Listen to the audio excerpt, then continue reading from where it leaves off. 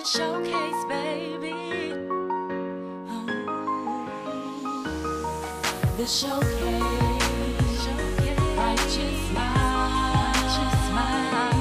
It's your time to shine. The showcase. Righteous mind. It's your time to shine. The showcase.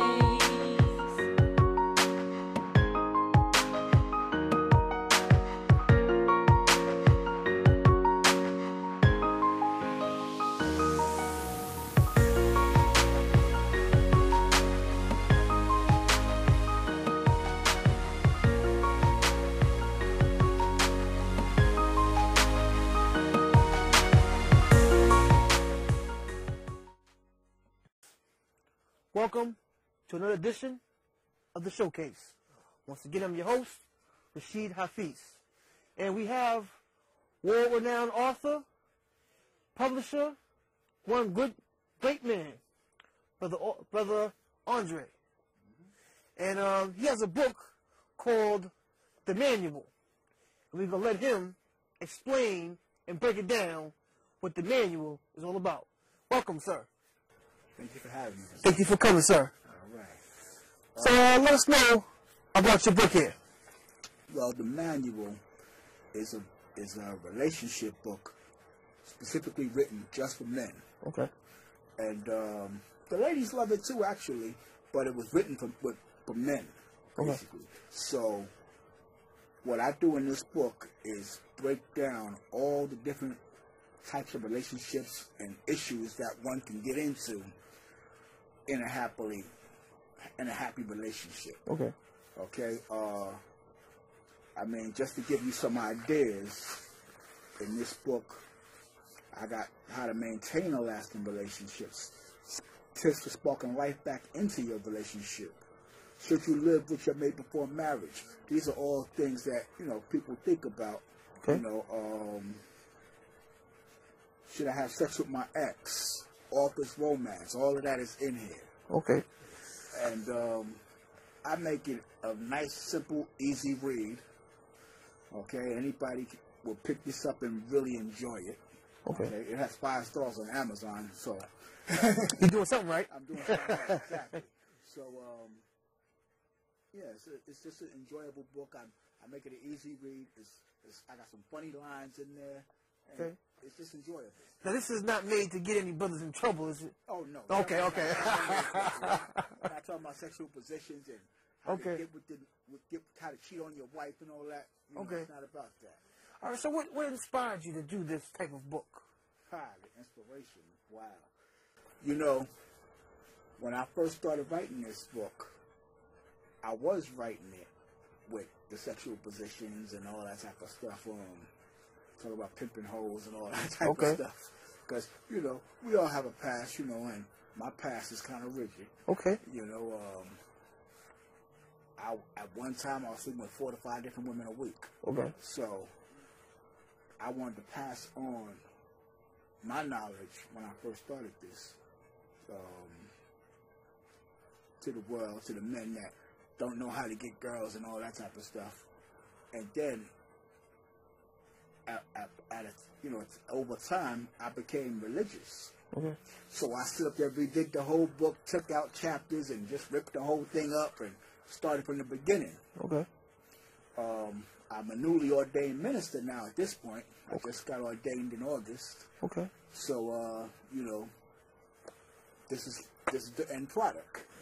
Well, as we look in the history books, and not to be blasphemous, or not to put you in the position of, but if we look back in the history of all the prophets that may have came, everyone had a little past them. God just didn't pick people just because he was just...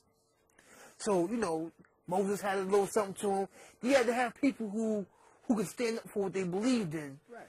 And say, look, here's the word, go deliver it. That's it. Now, there may be no more prophets at this point, but I believe God does have his way of sending messages to be delivered through regular people. That's right. So, you know, as you told that story, I said, you know, and doing my research on you, that's the kind of message I wanted to bring back. Like, you can still, you know, you've done what you've done, but there's always a way. There's always a way back on the right path. There's never too late for anybody. Oh, no. It's never too late. Oh, no. So, how did you, if you don't mind, you know, getting back on the road to godliness? How was that transition? Would you just get up and say, you know what, I'm finished, or did you happen to pass a church and the preacher said so and so, and you said, oh man, Actually, if you could tell us on TV? no, it's okay. It's okay. Actually, what happened is my mother-in-law knew I was in the church before. Okay, and you know, I really couldn't find a church home that I really enjoyed. Mm-hmm. Because either, you know, they had a good choir, but the preacher was garbage to me. Okay. You know, I mean, all preachers are not on this, even though they're trying to preach the word of God, you know, I like preachers that preach from a level where I can relate to it on an everyday basis. They're not talking about Abraham back in the days and this and that, what happened with Abraham. They're talking about issues that happen today. Yes. And how it relates to the Bible. Yes, sir. And I like that type of stuff. So my mother-in-law introduced me to this new preacher that came into the church. And she said, oh, you should come listen to him. He's young and good-looking and this and that. And, oh, he says a good word. So I came to check him out. And I was very impressed. Okay. So I stayed into the church. Eventually, I became a steward. And then, as time went on, I became a director of evangelism. Okay. And now I'm an ordained minister. Oh, well, that's good news. Yeah. You know, so where exactly on Amazon can we find this? Is it under the manual, or how do we look for it? Look for my name, Andre Carter, and put the manual. Okay. And it will come up. Now, is it the manual spelled like the manual, or is it a different spelling? Okay. The manual, T-H-E, the man, M-A-N, with a slash in between, U-A-L. You can find it on Amazon. You can find it on Goodreads, Barnes and Nobles. I mean, it's just all over the place. Okay. Every website you look at, you can find the manual. The manual, okay. Do you have any other works that may be coming out soon that you're interested into putting either publication or other things that you're just interested in sharing with the world? I have a few things in the work. Actually, I'm working on about 15 different books. Okay. So, you know, but my next book is about marketing. Okay. I'm trying to teach authors all the different things that I went through with marketing, and a lot of people, you know, they don't really do the kind of research that I do. Okay. So, I'm putting all my research into a book, and I'm selling it like that. Okay. Well, it saves people some steps. That's right. You know, so that I think that'll definitely work. You know, and so with the manual we have here, you've gotten 5 stars on Amazon. Yeah. What kind of feedback have you got from people that have read the book? I've been compared to Steve Harvey. People have said that, well, I can read a review right on the back of the book. How about that?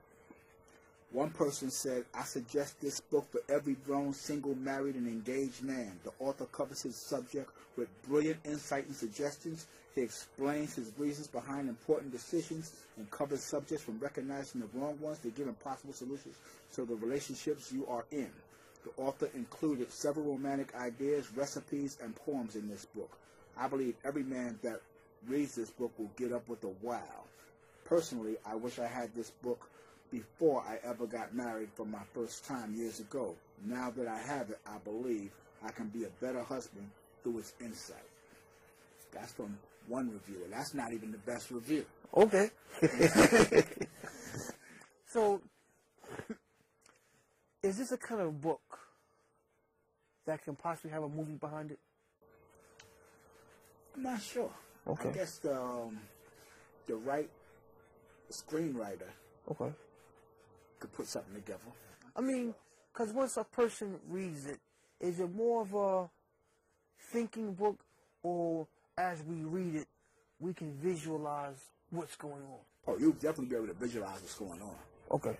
Yeah, because I wrote it just like that, so it could get right in your head. Okay. And every chapter is like that. Okay. So, if someone wanted to contact you about getting the book or autographed copy or book sales, how can they reach you? Well, I'm on Facebook daily, so you can just put in, www.facebook.com, author Andre J. Carter. Okay. And do you have an email that people can reach you if they wanted to email you? Same thing. Same thing. Author Andre J. Carter at gmail.com. Okay. Well, it was a pleasure having you. And this is a terrific read here. And we're looking to try to promote more authors like yourself, because in this day and time we need just people in general to get out there, support one another, and just have good material. Good music, good business, just good products in general. So I'm glad to see that you're out there striving to produce one of those. And hopefully the next time we have you, we will have at least 2 of those books out, the 2 of the 15, and possibly a movie deal. Well, thank you, sir. And we appreciate you coming down and sharing your book and your thoughts with us. Yep. And by the way, I would like to generously give this to you. Oh. I'd like to say thank you for inviting me on the show. Thank you. I appreciate this. I'm definitely give this another read, and maybe either next time we'll even have a live event so we can get more people who haven't gotten this book. Okay. More of another opening for you to get this book here. So once again, this is Rashid Hafiz at the Showcase with the Manual. Peace. See you next week. Righteous Mind Entertainment, source for your video production needs. We can rock and roll for you at a great low price, whether it's a birthday, a wedding, or just a small meeting, or you have a play or something like that you're trying to record and push to the masses. We can do that for you at Righteous Mind Entertainment, the producers of the Showcase. Greetings. Welcome again to our second half of the Showcase. We have another great brother doing good things in the community by Keith Myrtle Jr. We're going to talk to him and a little bit about his organization, and once again how he's doing to empower the youth and help the community at large. Brother Keith, how you doing today? Not bad, thank you, brother. I'm fine. And yourself? All right, so let us know. What are we doing here? What are your goals and aspirations for the community at large? Okay, my name is Keith Myrtle Jr. I'm the founder of an organization, not-for-profit, Accent Ocultus. But before we get to that, I'll just start by why we're at this point where we're at. Because everyone seems to be evasive about what the real problem is in our minorities communities. So we have to identify that problem in order to have a solution. And you see, violence and all the things that's bothering us happens to do with one thing, and this is what society knows. Control an economy, and you control anyone. We as a nation of people, we have no economy. So because of the lack of an economy, that's where you have the broken homes, the black on black crimes, and all these type of things. So we could do as much as we want to protest and to demand this and to demand that, but without an economy, you have no voice. You're bringing nothing to the table. We as a nation, as a Nelson Company, did a survey, so to say, and they have us as about 43 to 48 million strong in the black community. Now, we're contributing by 2015 $1.1 trillion. That is what we're bringing to the table. Yet we have no business of our own.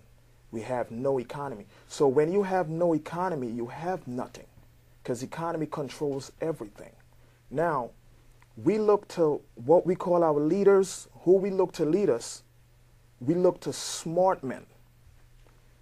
We're surrounded by a whole lot of smart men, but no one is wise. To become smart, you could pay for that. You could get smarts through your educational system, through your textbooks. You could get smarts through your colleges, and you could get street smarts. Now, to get wisdom, that have to come from the Heavenly Father. And with wisdom comes knowledge. So we choose to pick the people to lead us that goes by the title of lawyers, doctors, professors. So these are the people that we look to make the decisions in our lives to help us from the situation that is affecting us, that society put on us. Not keeping in mind that these same people we look to are trained by the society that we're trying to run away from. So what do they do? They steered us right back to who we're trying to run from. So if you're looking for a great leader, it should not be according to what title he owes, because he paid for his smarts. That is bought. That went to college. He obtained that through the books. So society taught him how to teach. And that's what you have. So this is why we have this problem. So now everyone is so evasive and no one is getting to the real point, which is we need to have an economy. Without an economy, we have nothing. So we have to structure something. Everyone else, they will not go through this. Every other ethnicity or community does not suffer through these problems because they have a well-structured economy and for the community that provides for each other. We're lacking that, and the leaders that we put our trust in, they are smart, but none is wise. So with Acts and Occultists, we're of the wise population, where we see in order for us to resolve all these problems, because if we have some type of job structure that we're running, then our kids would not be on the street gang banging at each other. If we have some type of company of our own that we're running, then our women will not be out there prostituting to feed their children or themselves. If we have a financial institution of our own, then we could be able to educate our people. We could be able to provide for the homeless. We could do all that. So until we create a financial structure and economy, everything else is pointless. We're talking, I'm going to run briefly on, we're talking about the blackout, let's support only black business. The idea is great, but let us face reality. Even if you support the black business, who do your black business support? Your black business have to get their product from somewhere. Where do they get it from? So now you come back to phase one again. You're still supporting white economy regardless of what you say. So what it requires us to do, build a financial institution, a structure. You could have your own food supply, your own water supply, your own everything that you need, your own banking system. You need that. So if you don't have that, you're not a nation. You're nothing. And that's why you see all this police brutality, all this racial profiling happens only to us, because we have no economic buildup. So we don't have that. So everyone's screaming and yelling, they want this and they want that. That is fine, but it will never happen. Everyone else will get that because they bring to the table. So here with Acts and Occultists, we've created a system that is going to bring that, because we are not putting the carriage before the horse. We want to make sure we create a financial institution that we could provide all the things that our people rely on all these other societies to provide for us. Once we could provide that for ourselves, just imagine where we'll be. If we're spending 1.1 trillion, 93 billion in 1 year, just imagine if we to bring back about 70% back of that into our community, what will happen? If we stop spending for a week, this whole economy would go in a frenzy. So we have to know, look what's going to happen with the sneaker sales, when it's going to go, the line is going to be wrapped around. Everyone else set up establishment in our neighborhoods, our community, taking out our money, but no one is giving back in. So we're the most exploited nation. So with Acts and Occultists, we want to make sure that that money comes back, at least a fraction of that comes back, that we could able to be independent as a nation of people, as everyone else. So the first thing is to what? Have yourself an economy. Once you have an economy, you have everything else that you want. We want to make sure we could take care of our poor. We don't want to rely on everyone else to do that for us. We want to make sure that we could feed the hungry. We don't want to rely on everyone else to do that for us. We want to make sure we can take care of the naked and give them clothing. We don't want to rely on everyone to do that for us, because when we rely on them, it comes with criteria according to what they want us to do. So that's what Action and Culture is going to bring. Okay, excellent. And how can we reach out to you to find out where you'll be next to see these great deeds? We're going to be all over. You could visit us on our webpage. It's axonoccultist.com, AHCHS, or you could email us, ahchs@gmail.com. And you could go on the website. You can become a member, because once you become a member, it's building the economy for us. As a member, you're able to view your contribution online. You'll see how you can monitor it and see how it's being handled. There are board members that is set up, and the same funds, it's a $40 membership. That $40 that you give to the program, it's going to use as a security for yourself in case of if you happen to lose your job, or you happens to get injured and unable to work, and your bills still have to be covered, food still have to put in the refrigerator for your children. This program is going to make sure that all that is covered. And at the end of, once you reach that financial goal, Action of Coaches, you could apply for a business loan, because our main goal is to bring back business into our community. So we want all members to become a business owner. So once you become a member, you're sure to become a business owner once you have an entrepreneurial skill. You bring that to us, we'll give you that loan. That has nothing to do with your credit. This happens to do with building back our community. And it's time that everyone partake in this. Let us get our economy going, and everything else is going to be resolved. We have the spiritual treasure side that takes care of the hungry, the homeless, and naked. We go out. We just came back from Washington, D.C. We're out there. It's coming out of our pockets. We're not taking any money from anyone. We're doing this generously.